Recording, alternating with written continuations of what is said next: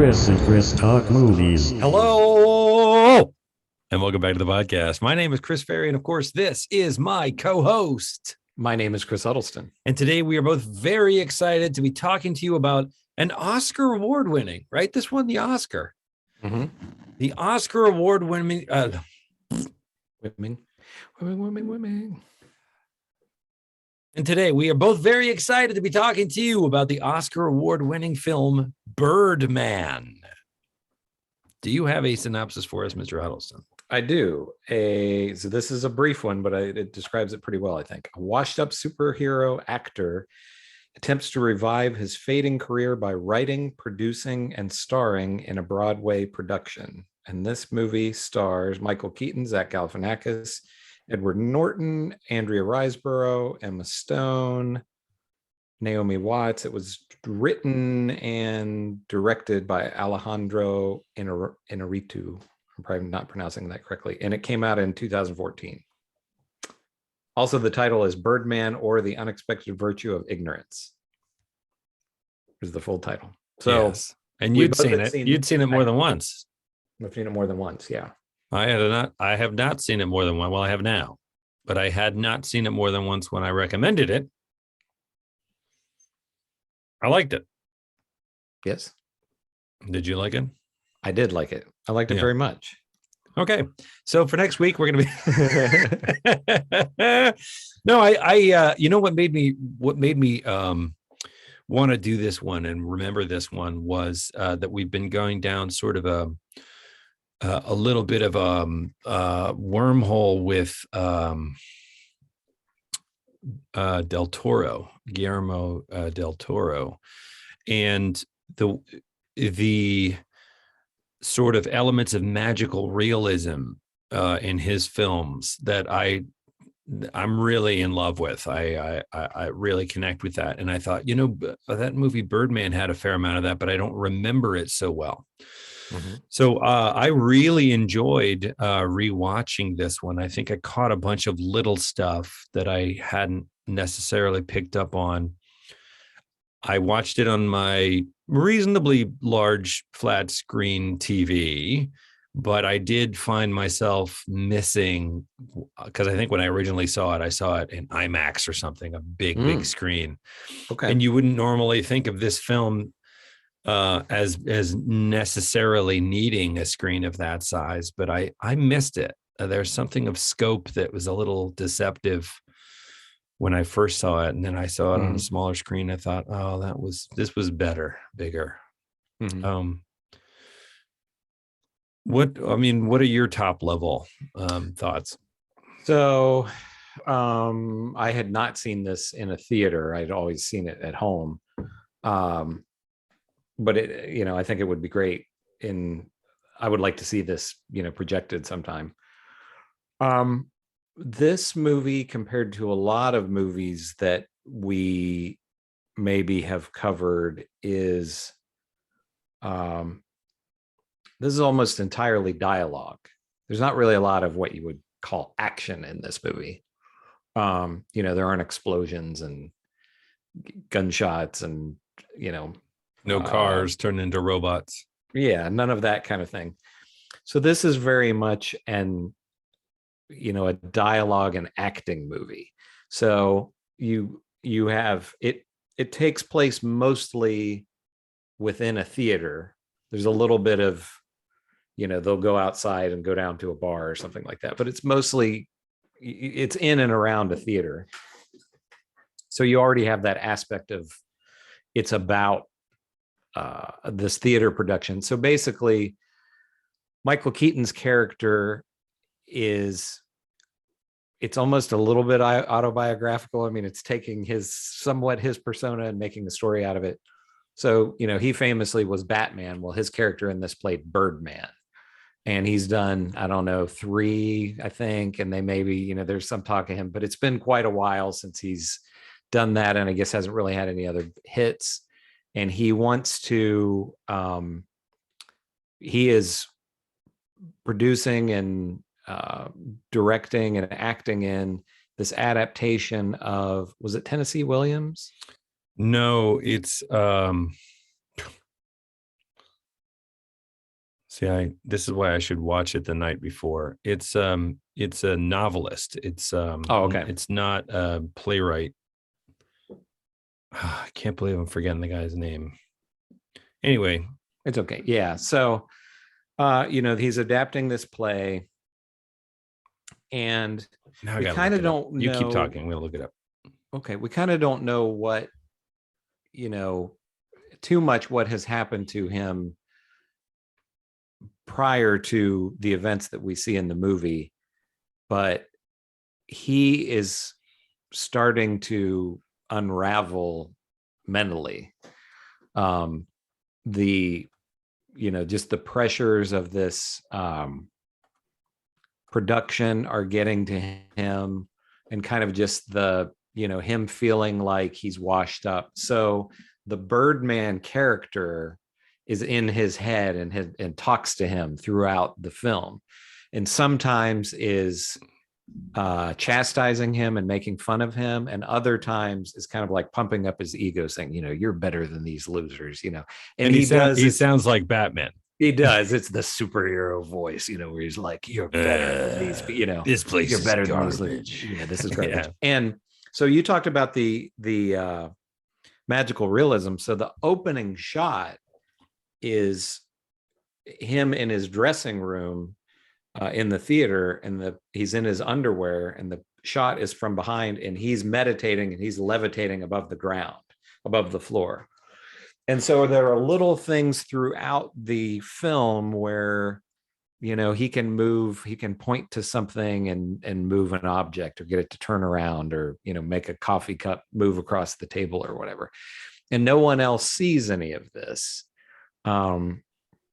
So I was reading a bit that the director, so we're going to spoil this, as we spoil everything that we watch. Yes. We're big spoiling people. Spoilers.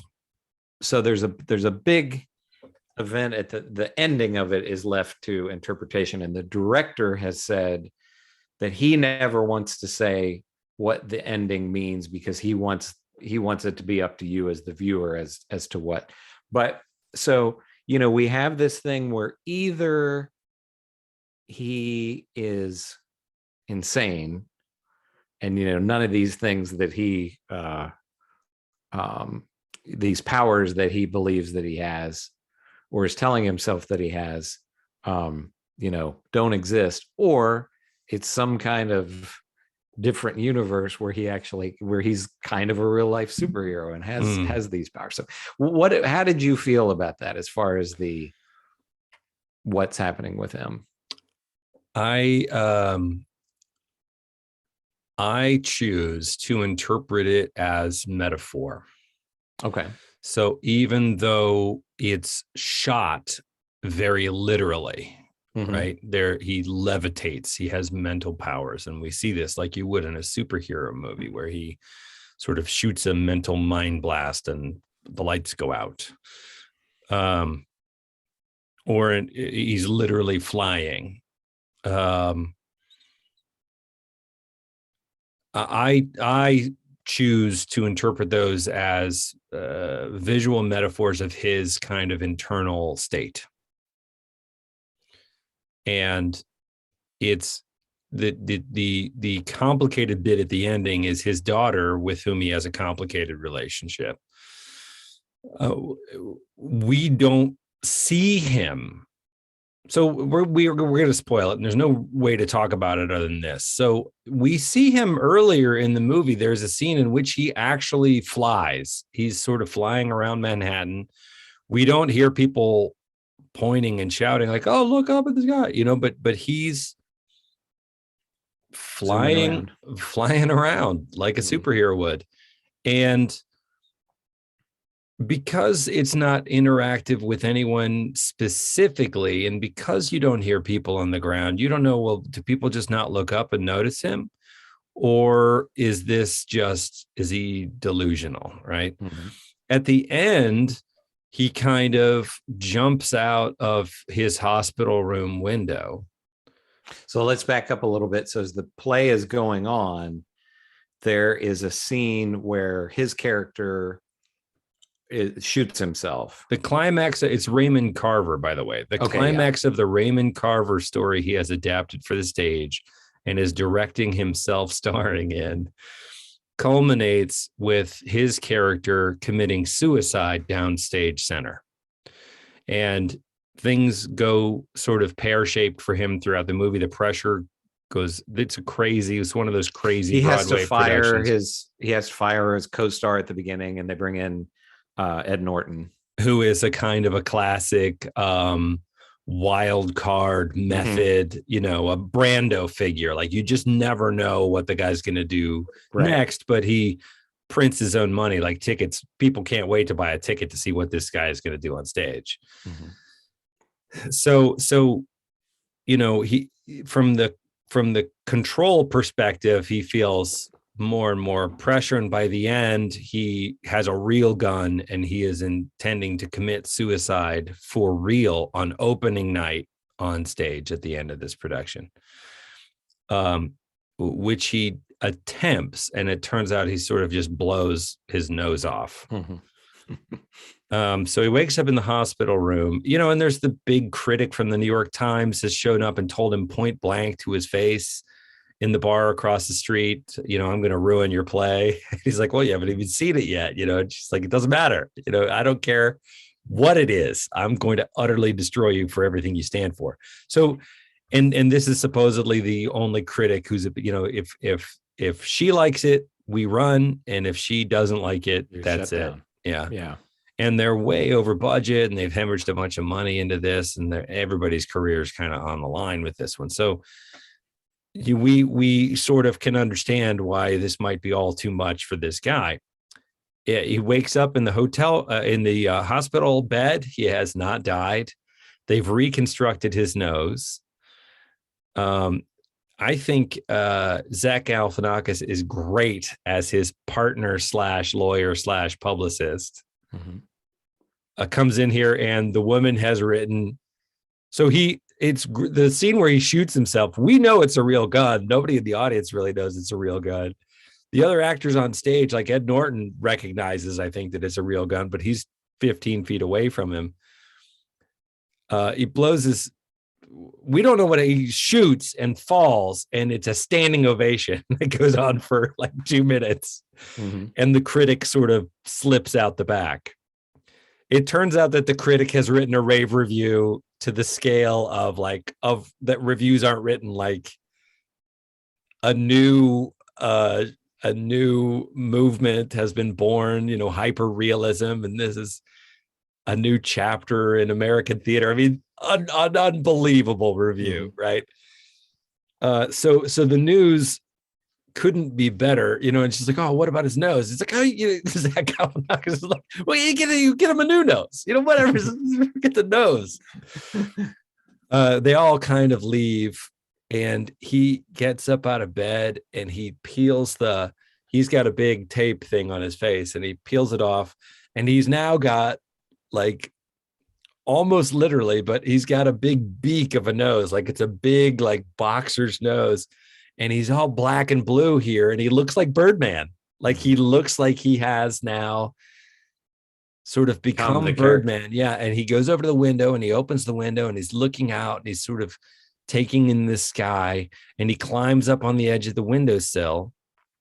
And we don't see him fly away, but do we see him sort of step out or jump out? Yeah, he steps out, and then he like swoops up. So it's almost like he drops, and then. And his daughter comes in, and we see it the shot is from outside the window looking into the empty, small hospital room. So we see he's not there, and she's looking, Dad. And she finally comes over to the window and looks up. And the last shot of the movie is her looking up and spotting him ostensibly, and a smile breaking across her face as she ostensibly witnesses her father literally flying. Yeah.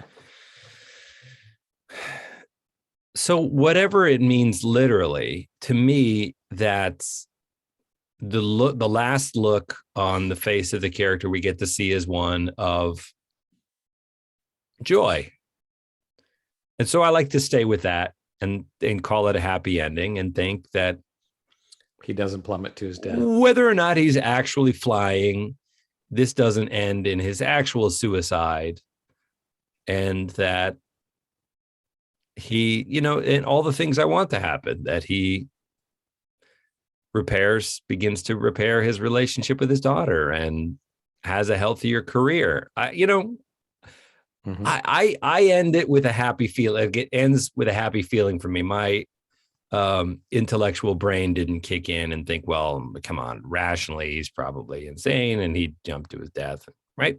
But how did you, like, I didn't beg for literal interpretation to me that last moment. No. I feel the same way, that it, I want it to be that ending, that everything is okay. But yeah, I think you're right that there's a lot of metaphor here. I was reading, and I don't know if this was the director saying this himself. I'm going to paraphrase this, but it was either whoever was writing this article, it was their interpretation, or I think it was the director actually saying this. The kind of the gist of the movie entirely is how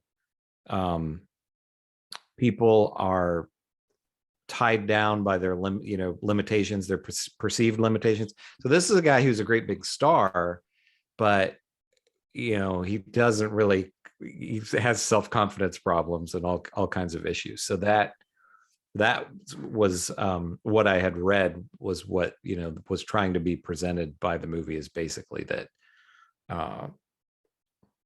you can kind of go beyond what you think go beyond your limiting beliefs, I guess. So which I think is interesting. One thing about the movie that's interesting to me is, and I was just kind of thinking this as we started, is basically every person in this is broken to some degree. He has all these problems. His daughter has just gotten out of rehab. Ed Norton is this great actor, but like you said, he's all over the place. He is in a relationship with Emma Stone is the daughter. He's Naomi Watts, who is also in the play. And they're having trouble with their relationship. She has all kinds of insecurities. And then Michael Keaton has a girlfriend who in the play who, and they've had a relationship. He is having a relationship with a co-star in the play. Exactly. Yeah. Is what I mean. Yeah. And she tells him that she's pregnant, and he's just kind of like, oh, great. So she's not happy. So he panics. He panics. So that just adds a layer of his stress. I'm sure he's thinking like, okay, with all this now I can't deal with a pregnancy right now, and she's crazy. Yeah, she's crazy. Everybody's crazy. Everybody's crazy, which is, I think, one of the things I love about this is it's about the theater and actors and the cliche that actors are big, crazy, over emotional, over dramatic, like handfuls of crazy. Mm-hmm. There's a lot of truth to it. And this has great fun with taking that cliche and really blowing it up to a larger than life. I mean, I would say that this is a comedy. Yes. I don't know that it plays like, it's not Wedding Crashers. No. But when you watch it, for as much kind of beautiful cinematography and really, I think, really dramatic moments that they managed to land, like Michael Keaton's performance that opening night, that final scene when he comes on stage with the gun, and we know he's got a real gun, is a terrific piece of acting, right? So when the crowd leaps to their feet, giving him a standing ovation, it's not just this ironic commentary on like, oh, well, they're only going to applaud when you literally kill yourself. No, he just gave them a fantastic performance, And we see as he's a difficult guy too, and he's crazy in his own ways. But as we go through the movie, like, I don't feel like we start the movie liking the Michael Keaton character very much, but by the end, I was very much on his side. Yes. Yeah. You know, and I think in some ways the other characters are their kind of archetypal actor tropes, but they can also be seen as facets of his own persona, right? Mm-hmm. I mean, his daughter ends up not having a serious relationship, but kind of making out with the Edward Norton character, which of course drives him nuts. Like, he hates that idea, Michael Keaton. And in some ways, those two are kind of id and super ego. They're kind of different parts of his own psyche. And the Edward Norton character is this very intimidating actor figure, right? As the director and producer of this show, he wants it to succeed, and this guy is great, but he doesn't want him to be upstaging him. You're right. And he's afraid he's going to. But then as we get to know more about the Edward Norton character, it's like he can do no wrong on stage, but he's literally impotent when he's not on stage. And he has a monologue when he's talking, that when he and the Emma Stone, the daughter character, have their conversations on the roof. Those are some really interesting, you know, because she's sort of this nihilist, this cynic at this young age. And he is sort of the opposite, but he can only experience life through his art. Like, he only feels alive when he's on stage. They're flirting, and she says something like, you know, they're playing truth or dare. And I think she says something like, if you could do anything you wanted to me, what would it be? Which of course is a very baited question. And his answer is, I would pull your eyes out of your head and stick them in mine so I could see this city again the way you see it. Yeah. Which is not the answer she's looking for. No. You know, it's an example of how overblown and overwrought and melodramatic, how high flown the language, the script of this is, which is very much like Raymond Carver. It's very, it's language that people don't talk like this. And in a Raymond Carver novel, you go with it because that's the world he's creating. But they, you know, and people even roll their eyes. Why would you adapt Raymond Carver for the stage, right? Well, this whole thing kind of adapts that Raymond Carver heightened reality language. And many, many times you find yourself, or I did, almost kind of rolling my eyes at some of this dialogue. I'm like, wow, that's a mouthful. You got to deliver that. But that's the point. And then the triumph, I think, of this movie is that it manages to land it. Like, it muddles around in the cotton candy of it all. And then it kind of finds a moment and brings it into focus. And this high flown, like we're talking about, espousing about the profundities of love, it actually lands at a when everything kind of, the planets kind of all align. And I don't think this film would have worked if it hadn't have been able to pull that off. Yeah. Because the whole movie does that. It's too much this way. It's too much that way, you know, but then eventually it kind of comes into, like, at the right moment, it's all just right. And it chimes in this very New York way. Like, New York was a city that I hated living in, except, and I think Woody Allen said something to the effect of this too.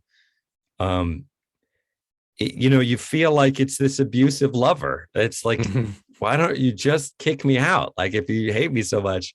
But then there'll be this sort of moment of epiphany where it's one of these perfect autumn days and you serendipitously run into an old friend that you weren't expecting to see and hadn't seen for a while. And both of you just happen to have nothing to do, and you sit down and get a cup of coffee and catch up, and it ends up being one of the best days of your life.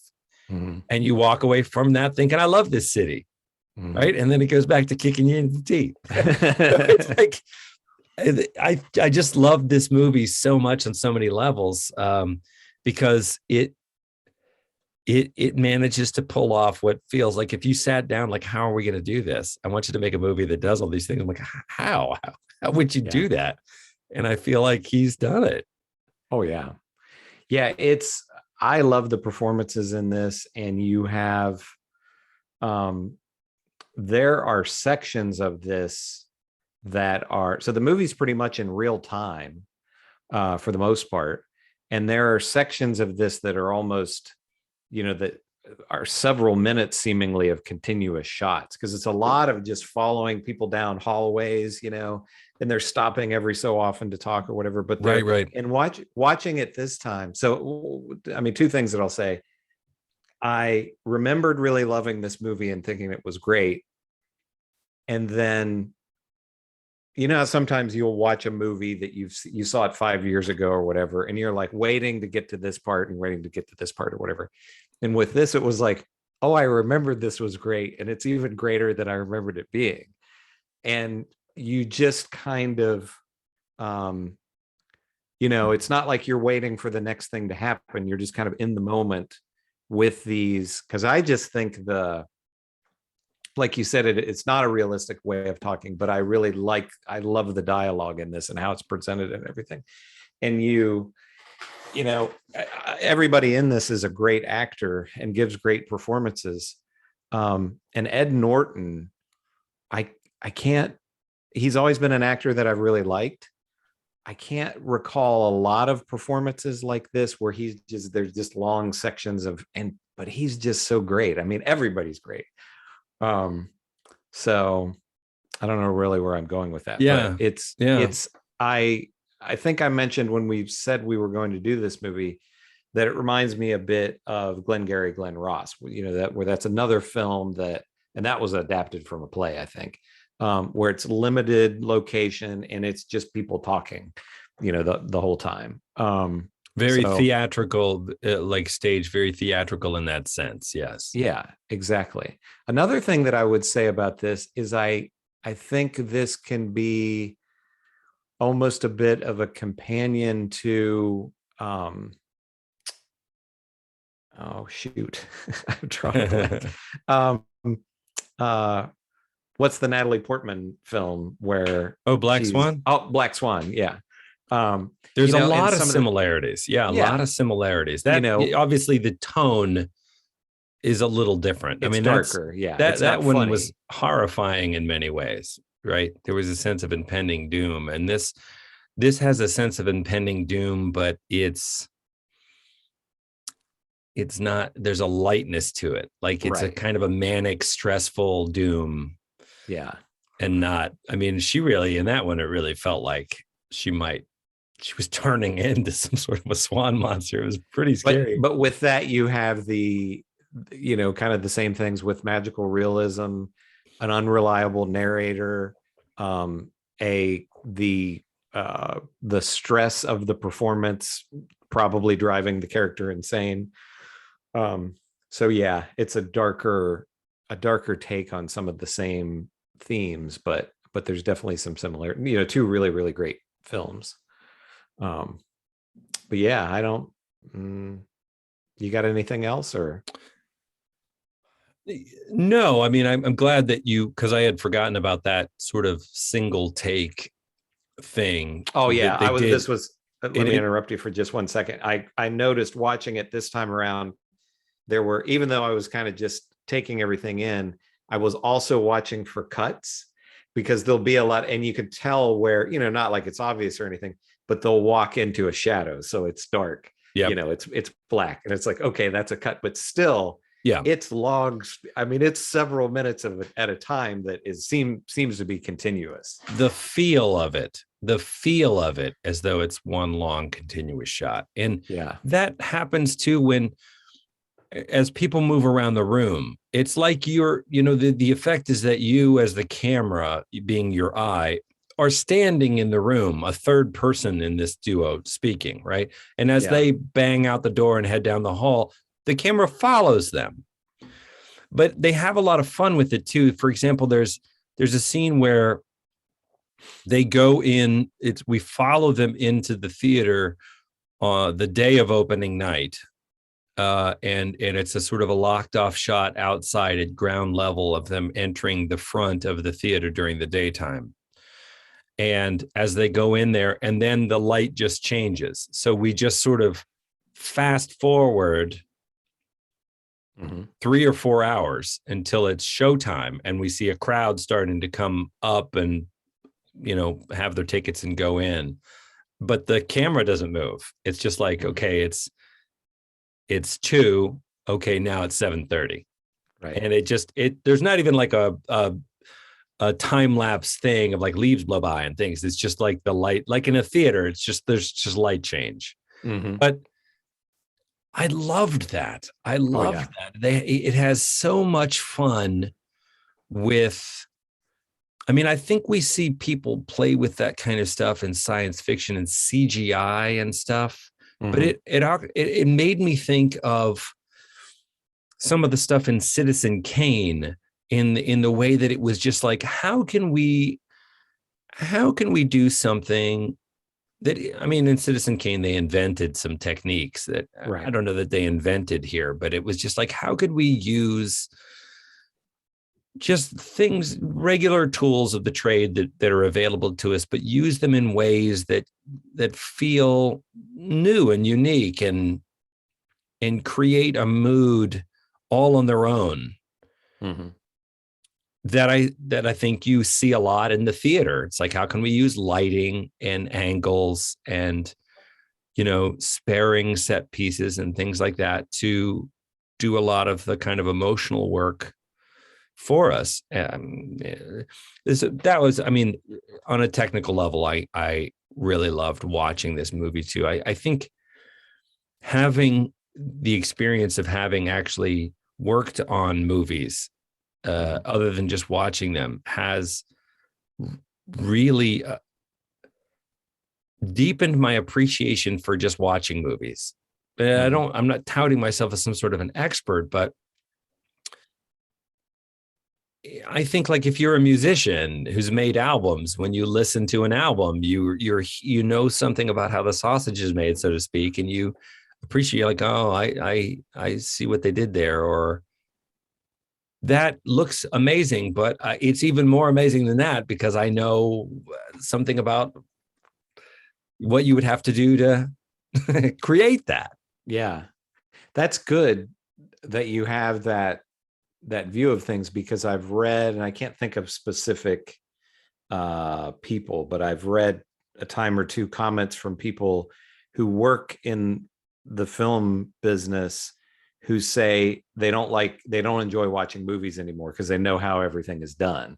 So, or if they don't know how something was done, they're trying to figure it out instead of paying attention to the story, which is kind of sad, but there are people, there are great musicians who just love music and they'll go and see other people play just to enjoy it, and they're not sitting there critiquing it the whole time. Well, they're just going it with it. More dimensions, maybe. Like, exactly. Yeah, we hear it and we hear the greatness that we hear, but they can see layers of depth. Everybody is putting the pieces together in a little bit different way. Like, a friend of mine who is into jazz and is a musician was trying to explain to me the sort of the mathematics of jazz. Like, there's just, I don't hear it because I have lousy rhythm, but there's just the different time signatures and everything that they're slipping back and forth, and what they're doing with. It's like they can see the matrix, It's like, oh, it's really beautiful when you see what they're actually doing. And I'm like, I don't know. I think it sounds great, but I don't know what they're doing. Like, yeah, exactly. That's another thing that you bring that up that we hadn't mentioned is the score for this.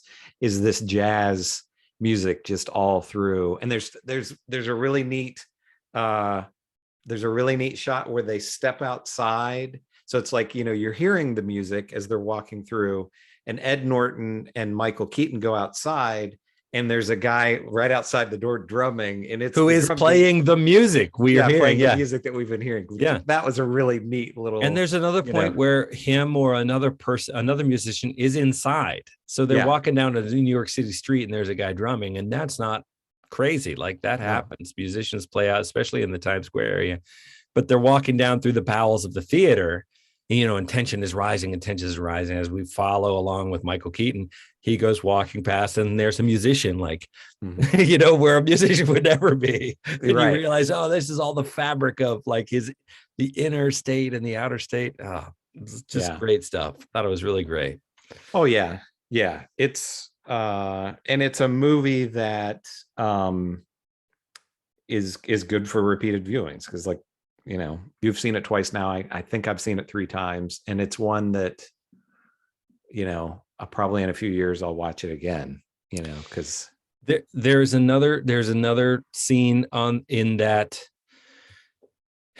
in that same vein, where as he's walking around and the pressure is building and he's brooding and he's wondering if he's a horrible person and made a terrible mistake, where we hear the tomorrow and tomorrow and tomorrow speech of Macbeth.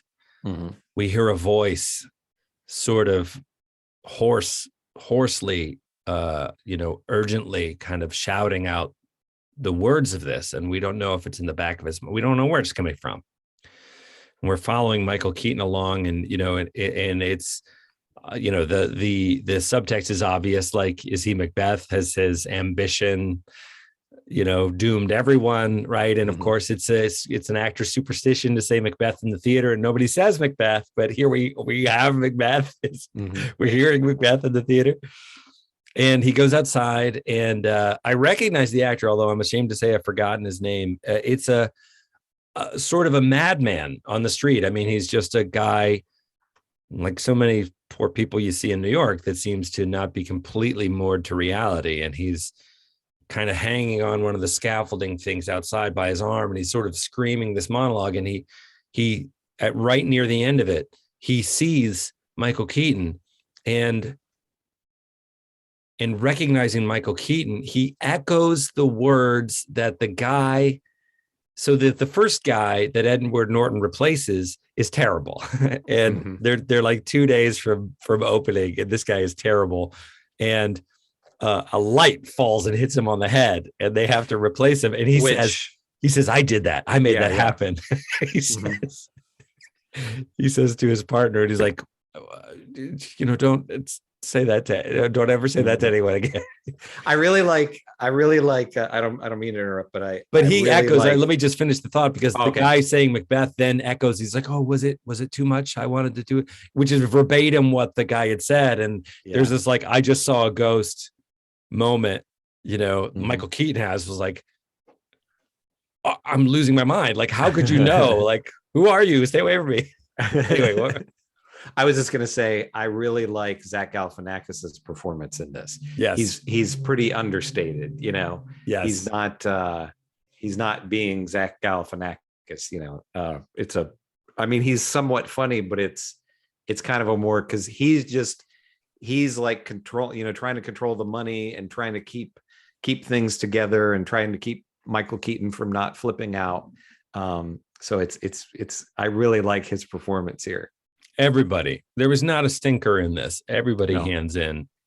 In some ways, this script is such a love letter to actors in the theater and in the whole art form itself, that it's hard for me to imagine, this is the kind of project that I would dream to be a part of. I'm like, man, that would be so great to have a director and a script that were so interested in sort of chewing the furniture on the actor's experience and the joys of the theater. I just thought it was I wondered, actually, it was interesting to ask you about it, because I wondered a little bit, like, it won the Oscar, but I think that a lot of those people are sort of in the industry, and I wondered if a layman's audience or somebody who wasn't a part of loving the theater, being an actor, would dig it as much as I did. Yeah, I really like so I really like films like The Player that are about the movie business. And Yeah. I also, which I think, not having worked in either film or theater, I I feel like I understand the movie business a little bit more. Um, just again, as you said, as a layman, um, the theater I definitely understand less, but I really enjoy films that take place in the theater. I just like that, you know, kind of inside baseball, behind the scenes, um, view of what it's like getting everything together, and what the actors and the other perform well, I guess they're all the performers are actors, but the actors and the director and production and all that, what they're going through. Yeah, so I love there's one that is it's much more comedic than this. It's a straight up comedy from the early 90s. Noises Off. Have you ever seen that? Oh yeah, yeah. Yeah, that's another, it's more of a slapstick, but it's still, all kind of takes place Oh yeah. in a theater. So But great. yeah, I love movies about acting. So I just looked here really quickly while we were talking.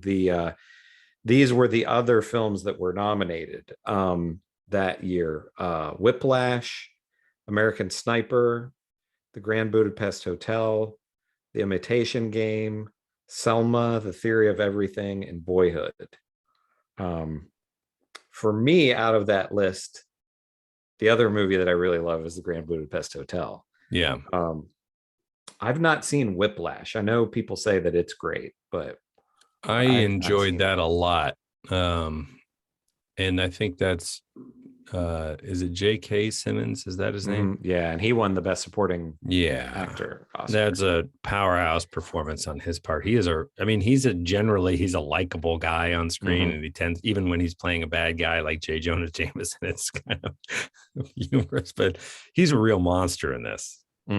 Yeah, he's a mean guy.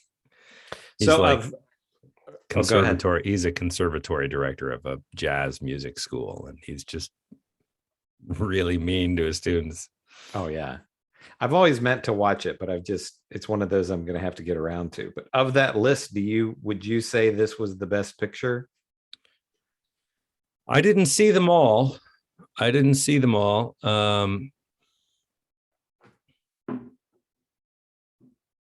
So I can't really say. I did love this one. I loved Whiplash too, but if I had to, I think that this is a more ambitious undertaking than Whiplash. Like, I watched that and I can see why it was nominated, but it's not even a contest for me. I think this just achieves so much more. Yeah. And leave it open, right? To not spoon feed you some bow-tied answer, and still, for me, have it feel like a happy ending, like a satisfying, like I walk out and that part of my lizard brain moviegoer is like, oh, good, happy, good. And the intellectual part of me, but like, wow, it doesn't tell you anything. Like, all it does is leave you with a bunch of question marks, and have those things be happily, hand in hand at the end of that movie. That's something. Yeah. Yeah. This one feels to me very much like a best picture. There's some years where the thing that wins, you're like, that was good, but I don't really, and I always kind of think of sort of almost the benchmark for what I think of as a best picture is Schindler's List. Sure. And you only get, so many of those films. So this is not a Schindler's List. But I view it as very much, it's along the lines of No Country for Old Men to me. Very different movies, but two that and The Shape of Water was another one where it's just like, oh, they got it right, so yeah, I love this movie. It's definitely one of my favorites of the last several years. So it sounds like we would both recommend it. Yeah, exactly. I would, for sure. And I don't know that it's like a fun, giggly Saturday night popcorn movie, but especially if you love the theater. Oh yeah. And you're interested in good performances. I think From really big stars, showing, oh, these are actors, it's it's definitely worth a watch. Yeah, absolutely. It's Yeah, if you haven't weird. seen it. You have to kind of sit down and commit to it. It doesn't, it's not a big dazzling. It's not this Bollywood, candy store of it starts off like a drama. And then you realize, I think halfway through, you realize it's really a comedy, but there's a lot of drama in it. And you come to deeply care about the characters and invest in It's them. people saying funny things. It isn't jokes. Right. They're not bits. They're not bits, but it's the absurdity of how seriously we all take ourselves. Yeah, exactly. Yeah. Fantastic. 2 thumbs up. 2 thumbs up for me and you. That's 4 thumbs up. 4 thumbs up. We got Chris and Chris Talk Movies at gmail.com is our email address. We're on all the socials. It doesn't fly. We're on all the socials. If you're watching us on YouTube, please subscribe, leave a comment. If you're listening to us on a podcast, wherever you get your podcast, thank you so much for listening. Give us a like. Yes, subscribe. We can't really comment, I guess, on the podcast maybe, but we are coming up on our 100th episode, not too far away. We've been doing this for a while, man. This has been great. Yeah. I'm really psyched that me too. We were best friends for in Montessori, and then we went to different schools, and we lived in the same town, but I didn't see you nearly as much. And then we moved. Then I left Parkersburg, and I just didn't see hide nor hair of you for the better part of 30 years. And now we talk to each other every week. Isn't that cool? It's neat the way great. People can drift apart and then come back. And all it took was a global pandemic. Exactly. So as you said, with the 100th episode, what we've decided that we are going to do for the first time ever is we have watched movies together and then recorded later, recorded podcasts together, but we are going to watch a movie and just do a running commentary. We don't know what the movie is yet. So it'd probably be best if it's something that we could make fun of. I think so. Yes. I think that would be more fun. Schindler's List. Schindler's List. Yeah. So if you're listening, watching, if you have suggestions for a dumb movie, and we would like to watch something that neither of us have seen. So if it's like a few months ago, we did Hausu, the Japanese movie, which neither of us have ever seen. So we can find something kind of along the lines of that, just a weird movie that we've not seen that you could laugh at. One suggestion we had was Samurai Cop, which I don't know that I've seen all the way start to finish, but I've seen a lot of, and it is crazy bonkers. And if we were going to be drinking while we did this, and the whole thing was going to devolve as we went anyway, that's a solid candidate. But your friend suggested many good. Yeah, my friend Michaela, who is a podcaster too. She's on a podcast called Saturday Night Freak Show. That's a great title. Yeah, isn't that a good title? Yeah. So anyway, yeah, she had suggested several films kind of along those lines. So another thing, if it's kind of short, that's probably pretty good too. If a 3 hour film would probably not be a good idea. 90 minutes, 70, 80, 90 minutes would be good. Yeah. So, well, we'll find something good. Yeah, we'll find. But if you have suggestions, let us know, or just for the show in general, if there's things you'd like to see us cover. So, and for next time, we're going to do a movie that I have not seen. Let the Right One In. Vampire movie, as I understand it. Yeah. From somewhere in the Sweden. Not up on my Swedish cinema. So this will be interesting. Join us. Check it out for next time so that when you listen, we do not ruin it for you. And unless you have anything else to add, we can call it. What do you think? Nope. I think that's it. That is it. Great episode. I really love this movie, and I love talking to you about it. So on that note, we're going to watch let the right one in for next time, and we will talk to you next week.